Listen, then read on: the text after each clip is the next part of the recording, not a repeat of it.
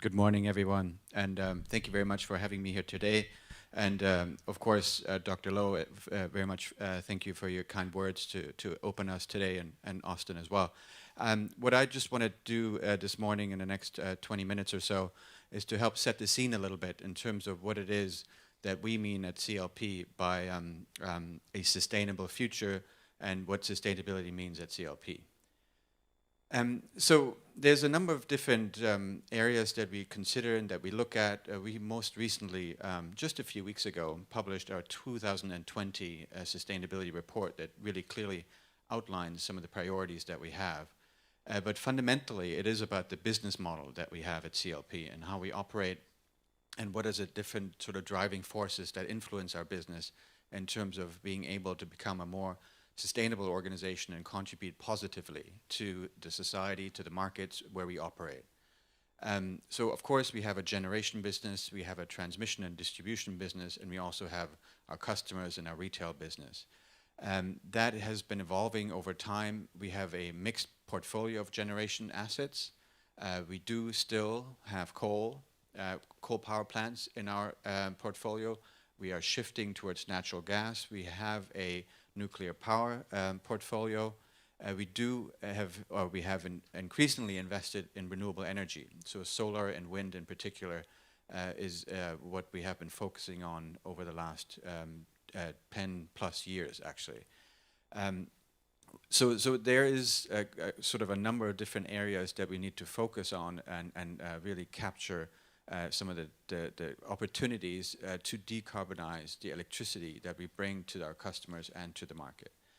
Within that, and this is really where the changes are, and this is really quite related to the symposium that we have today in terms of sustainable futures and sustainable cities, there's a number of different areas that we need to focus on that really help increase energy efficiency, that increase the efficiency of the systems that we operate, and that really allow for sort of smart electricity delivery to actually happen. And that includes also the electrification, for instance, of certain industries as well as transport in particular. So this is sort of the overall business model that we're operating in as a utility, in particular at CLP, and markets where we operate in. Just to really highlight that as well, it is not just in Hong Kong where we have significant investments. We have also over the time really built out our portfolio in mainland China, in India, as well as in Australia and Southeast Asia. And there is really where we then see the opportunities and synergies to really come to a business model that is fully integrated. We've been talking quite a bit about building a utility of the future, and we clearly outline in our reporting, in our disclosures, what we mean by that. And we've gone through a process over the last several years now to really identify what is the most key issues that are driving us. And this is really what we want to focus on in terms of measuring performance. And that is also what we want to then disclose to the market and showcase in terms of the different pieces that are most relevant here for our business at CLP.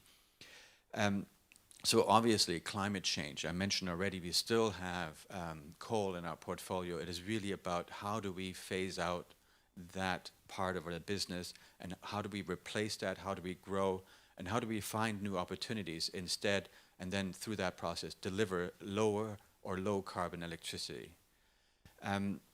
Technologies, and this is really, I think, quite fundamental for us today, as part of this symposium. What is it that is pushing us to really, what is it that we need to capture to increase efficiencies within the actual operations of the business, but what is it that we can then actually deliver to the customers at the same time? So these are very different skill sets.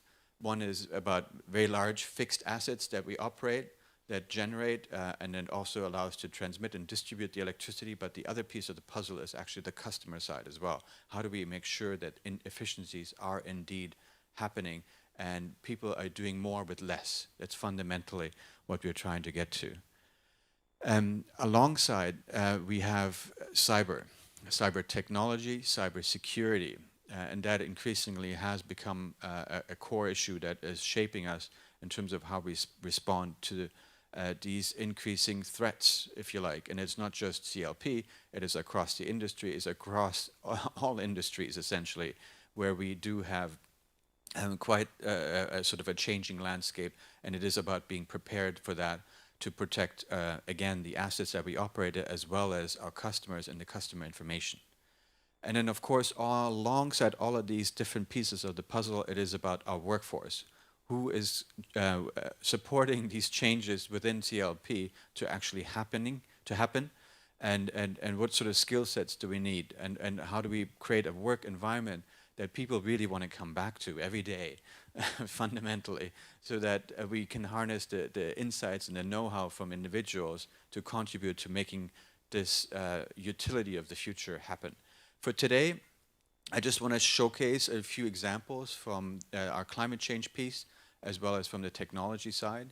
And just to highlight the Sustainable Development Goals as well, we have very much taken those to heart as part of our sort of strategic thinking and our planning.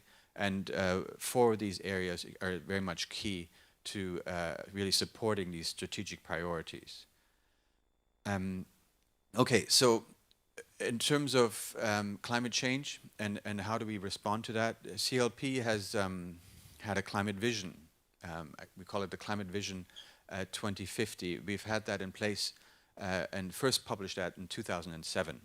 So this has been part of our sort of DNA for quite some time now, and it is really about pushing us to be mindful of where we invest, how we invest, what do we try to grow within the business, and then really try to make some public commitments in setting targets. We were the first Asian headquartered utility to actually come up with a decarbonization target, and that in itself is really sort of a testament of what we're trying to do.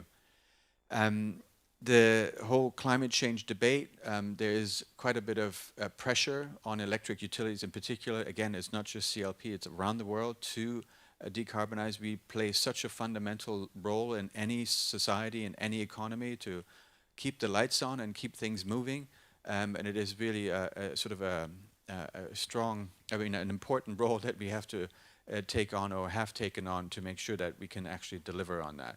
So it's about making sure that we understand the climate change commitments at the global level, and what is the individual contribution each company can make for that. We published an updated version. Like I said, it was in 2007 that we first came up with our climate vision.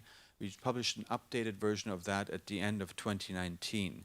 And we made a number of new commitments here to really sort of come in line with and to continue to support the expectations that are placed on electric utilities. And one is, of course, we will not add any additional coal to our coal-fired generation assets to our portfolio.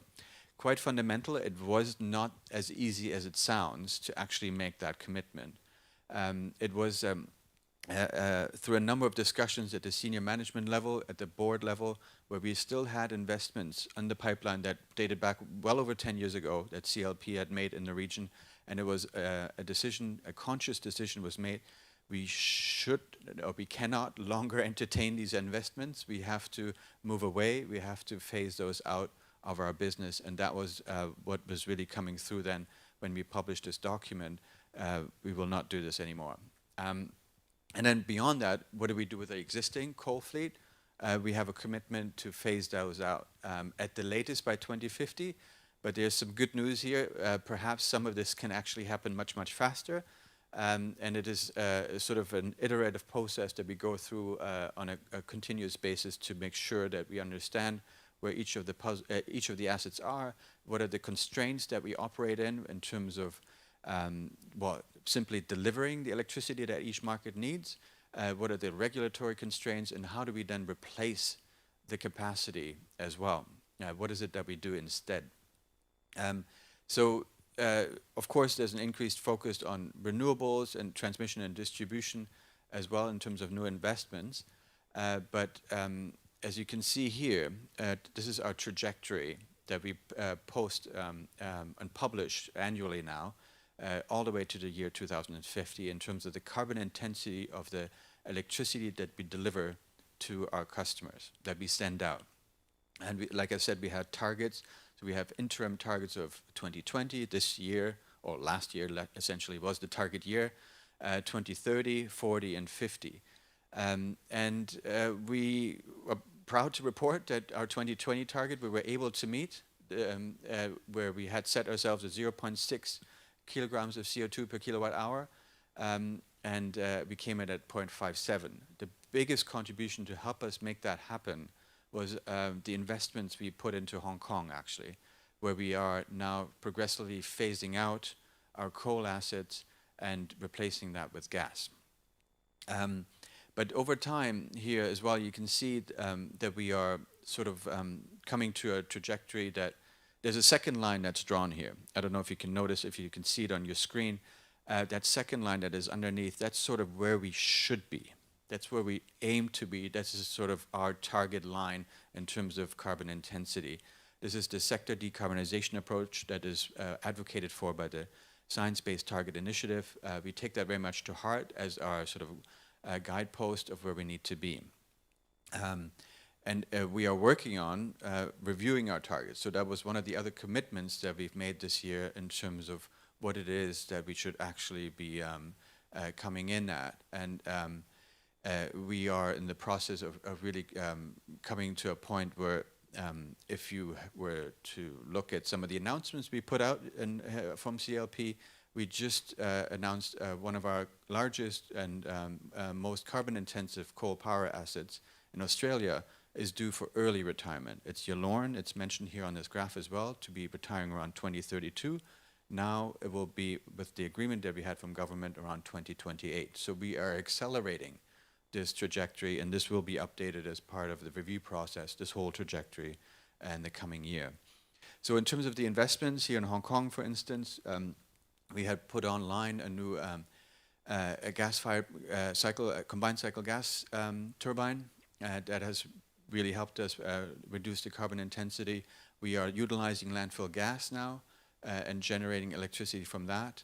And we are also putting in significant investments in to make sure that we get more natural gas from the market with a liquefied natural gas receiving terminal. And these are all framed, these investments, this is $12 billion we've put into this under our climate action finance framework. So these are specially bundled bonds that we bring to the market that have that meet certain environmental or climate criteria that are accepted as being part of supporting the energy transition.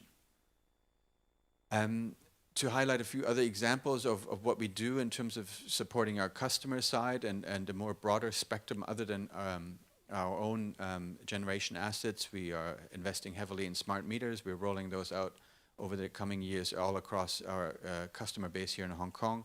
We already have them in place in Australia. Electric vehicle charging infrastructure, both for our own fleet. We've made a commitment to convert our entire fleet of vehicles at CLP towards to electric as part of our commitment under EV100. But we're also supporting the broader community to switch to electric vehicles and providing various charging infrastructure solutions for that.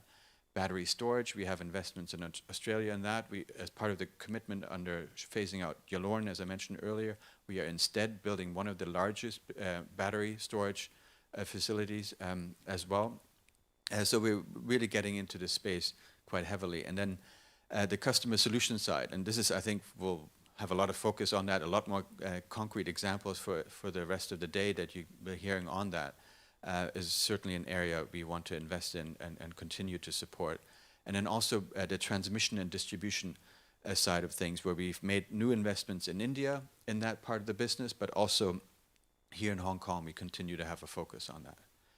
TCFD, now we're getting quite technical from a disclosure perspective, but we've been working quite actively with the World Business Council for Sustainable Development to really outline what are some of the key criteria that companies need to be looking after in the electric utility space in particular, of how do we manage the climate risks and climate opportunities, and what is the real financial value at risk here for a given company. And we've been working quite actively to develop methodologies around that and to continue to enhance our own disclosure. Okay, so some more examples, and then I'll close from the digitalization space. And really all of these sort of very much supportive of well, enhancing performance, but also safety is a key aspect. And when we talk about big, heavy equipment, there is inherent risk to the people who operate them. So we've come up with a number of different solutions to really showcase, not just showcase, but to make the workplace safer. And drones, and in particular, have been quite useful for us to do inspections at height. This could be our wind turbines, which are very, very tall. In case you haven't been close to one, those are big pieces of equipment as well. Climbing up can be quite daunting. So if we were just doing visual inspections to see if there's any cracks or any sort of issues with the equipment, let's fly a drone up, and then we can minimize that risk right then and there. We do have robotics as well that we've been deploying, both within the actual turbines themselves, where we do have to have regular visual inspections to make sure that those are operating fine. So these are confined spaces. You don't really want to have people crawling in there unless absolutely necessary. So we've deployed new technologies for that. And similarly as well, our water intake and pipes for some of the plants that we operate in requires also regular inspection. And instead of having divers go out there into maybe waters that are not necessarily, if you're a recreational diver, you wouldn't want to go in. You need professionals to do that. But again, there's inherent risks there. We've deployed drones, underwater robotics to really look after that. And then again, another piece that has helped us increase efficiencies is our solar panels and inspecting, not just inspecting those, but cleaning them. They need regular cleaning with water to make sure that they are not covered in dust and operating as efficiently as possible. Let's minimize the use of water and minimize sort of the work required for that. And we've had robotics deployed for that as well. So these are just some of the examples in terms of what is it that we actually do to utilize new technologies to enhance our own operations and efficiency. Here, this is the customer side of things, Smart Energy Connect. Obviously, this is what we're here for today, and I won't dwell on this one, but this is very much an important piece of the puzzle to help our customers use less. I think that's really what it comes down to, and it goes across from the residential all the way to the commercial and industrial side of things. So there's a lot we can do there so that we don't waste electricity. Just as sort of a couple of final points here in terms of the capacity for innovation, we have an innovation team, and they've been very instrumental here to put this symposium on today. But it is very important for us to also have the right governance in place on innovation. How do we bring forward certain ideas within the company and socialize that to make sure that we get buy-in, but at the same time also sort of go into new technologies. So we actually have a research institute as well. So those technologies that are not yet commercially available or deployable, what is it that how do we explore those? How do we keep an eye on those? And there's a rather large group of individuals within CLP to help us look after all these changes that are happening. And then as a final piece, the sort of new startups, those who actually have the guts to really jump in with new ideas and try to build a business on that, and that is relevant to our sector in particular.